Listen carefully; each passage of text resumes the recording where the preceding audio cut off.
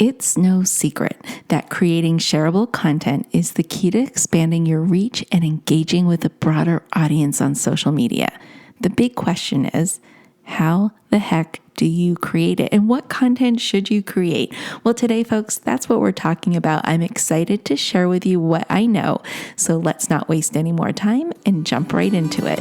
Hey there, welcome to the Lora Shipman Show. We hang out here weekly to talk about things like social media, entrepreneurship, marketing, tools, strategies, tips, and it all starts right now. Hey there, before we get started with this show, I just want to share my passion with you. I love teaching people just like you how to master social media for business, breaking it down into easy to consume and easy to execute steps so that you can see immediate results. So whether you want to start a social media consultancy or grow your brand's presence on social media, I can help. I can help you get started and master all the things that you need to know. So I want you to go over to my website. It is filled with resources, tools, tips, and courses. Visit lorashipman.com. That's LORA Shipman.com to get all the goods. Now, you ready for the show? I know I am. Let's get started. Okay, I just love creating content, and I don't know why. I think it's like a game to me. I like to see when I create things, what actually clicks with people. For me, it's fun, and I like to make it interesting. So here are some of the things that I do to make my content more shareable. And the first one has everything to do with crafting engaging headlines. Your headline is the very first thing people see, and it plays this critical role in whether they decide to click and share your content, to even read it. A compelling headline is going to grab the attention of your audience and piques curiosity. So how do you make sure you hit that mark every single time you create content? Here are a couple tips that I use to help make my content better. And the first one is use numbers. Lists and numbered items and articles usually attract more clicks and attention than anything else. So I always use this. I probably overuse it. I use it in my podcast titles. I use it in my blog titles. I use it in my social media content.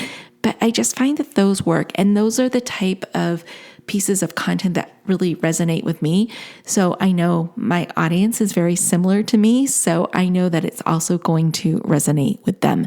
So some examples are like the title of this podcast, 5 ways.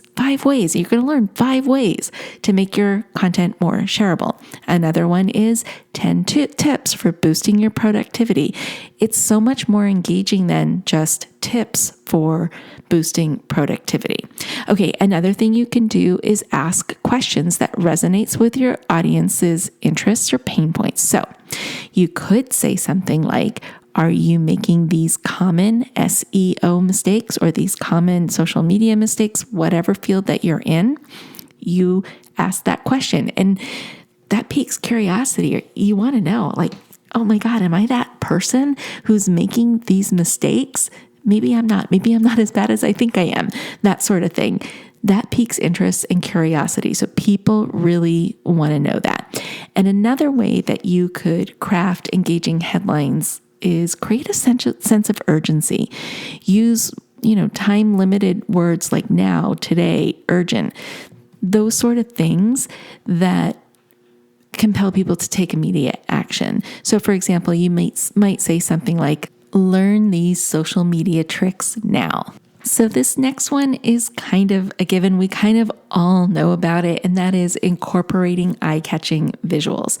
So visual content that is compelling and interesting is far more likely to be shared than just text alone, right?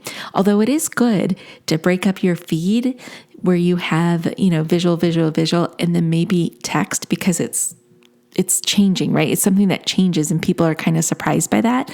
So there is room for just using visual or for just using text. But I always find that high quality images, short, engaging videos, infographics, guides, GIFs, memes, all of those things, when you use them and mix them up in your content offering, really keeps your audience very interested and engaged.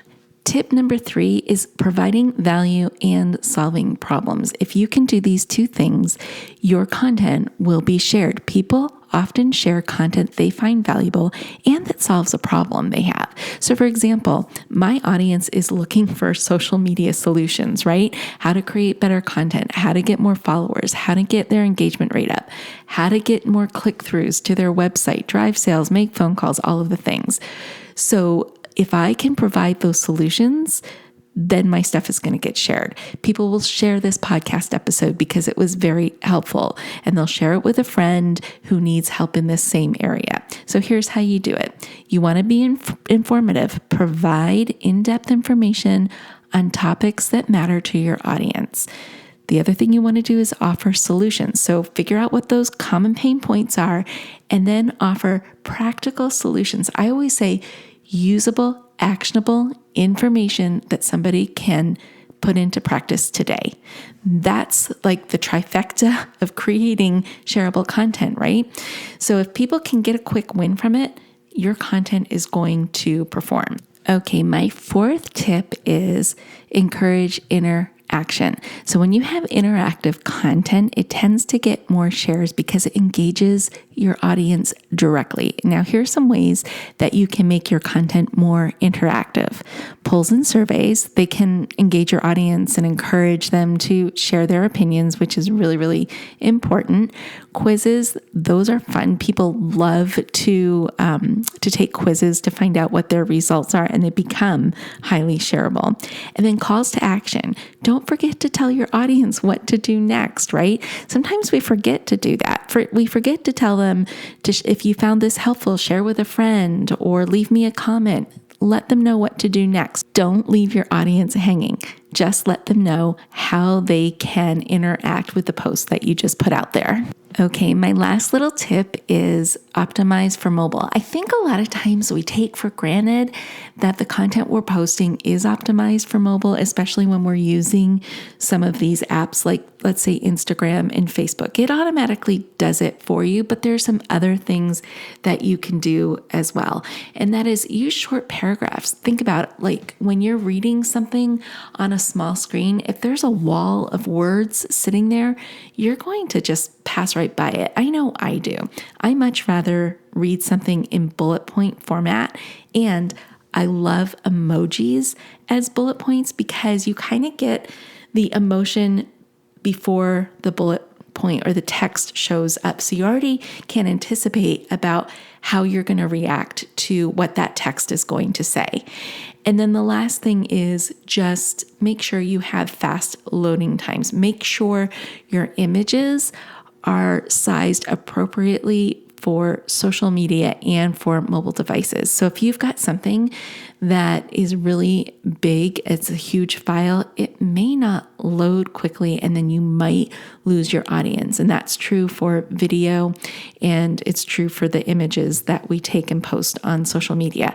So if you use something like Canva will help you. They actually have like a little bar that you adjust and it'll say for video, for example, it'll say for social media and it'll set it to a size. And then the next one up is for streaming and it'll set it to a size. That just guarantees that it's not going to be slow to load. All right, well, that does it for this episode. I hope you got a lot out of it. And if you did, please don't keep this podcast a secret. Let your friends know that I post every week sharing all sorts of tips and tricks about social media, business growth, productivity, efficiency, all the things to help you grow and be successful in business. All right, until next time, stay safe, stay healthy, and most of all, stay social. Hey there, I just want to say thank you for spending time with me here today. I know your time is super valuable, which is why I am dedicated to providing lots of usable, actionable information in the shortest amount of time possible. Before you go, please don't forget to hit that subscribe button so you don't miss a future episode. And if you have ideas or topics you would like me to cover in an upcoming show, let me know about it in the comment section provided.